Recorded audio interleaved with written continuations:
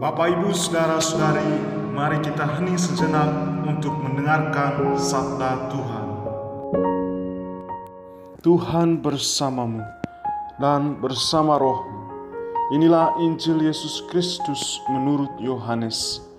Dimuliakanlah Tuhan. Ketika sudah dekat hari raya Paskah orang Yahudi, Yesus berangkat ke Yerusalem.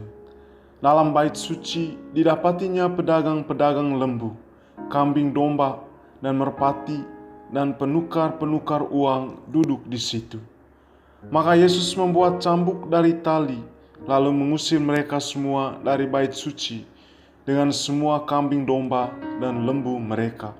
Uang para penukar dihamburkannya ke tanah, dan meja-meja mereka dibalikkannya.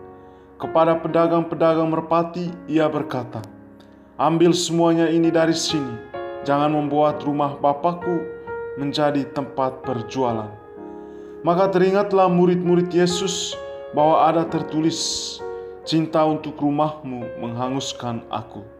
Tapi orang-orang Yahudi menantang Yesus, katanya, "Tanda apakah dapat engkau tunjukkan kepada kami bahwa engkau berhak bertindak demikian?"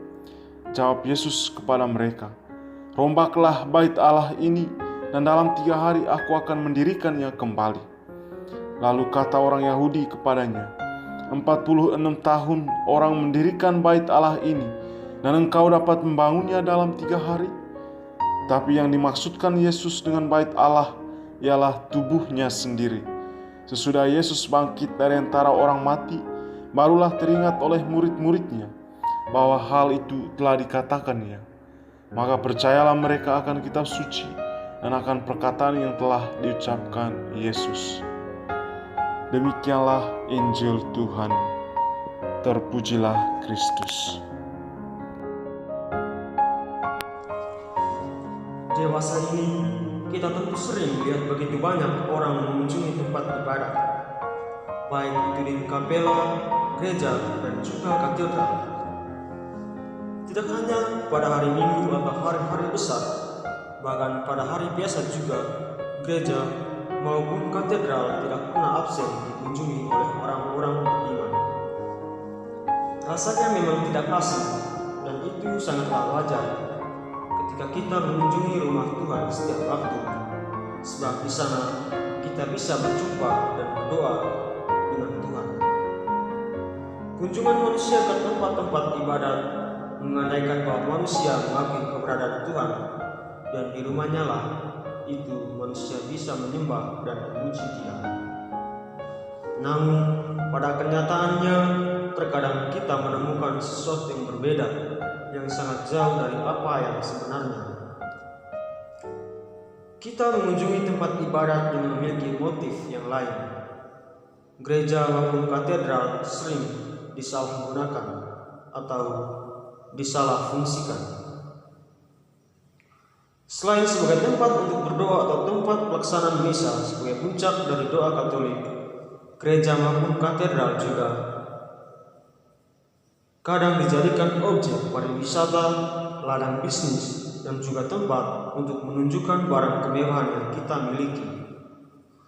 Orang berbondong-bondong ke gereja hanya untuk berfoto atau membuat video TikTok. Bahkan di tempat-tempat ibadat ada yang berjualan sehingga para pengunjung bisa membeli sesuatu sebagai kenangan yang bisa dibawa pulang. Praktik semacam ini memang sangat menyedihkan. Ini menandakan iman kita akan Tuhan sangat dangkal, dan kedangkalan iman kita mempengaruhi sikap kita terhadap rumahnya yang begitu suci. Lalu kita mereduksikan sebagai objek pariwisata, ladang bisnis, serta tempat untuk menampilkan barang-barang atau pakaian-pakaian mewah. Yesus mengutuk keras praktik seperti ini. Praktik semacam ini sangat tidak terpuji dan sangat tidak berkenan di mata Tuhan sendiri. Dalam Injil hari ini, Yesus mau meluruskan pandangan kita akan makna rumah Tuhan. Rumah Tuhan bukanlah ladang untuk berbisnis, bukan pula objek pariwisata, dan bukan pula tempat pameran di mana kita bisa memamerkan segala kekayaan atau kemewahan yang kita miliki agar bisa dilihat oleh banyak orang. Rumah Tuhan adalah tempat yang suci, dan di sana manusia bisa berdoa dengan tenang dan mendengarkan suara Tuhan yang sedang berbicara dengan kita.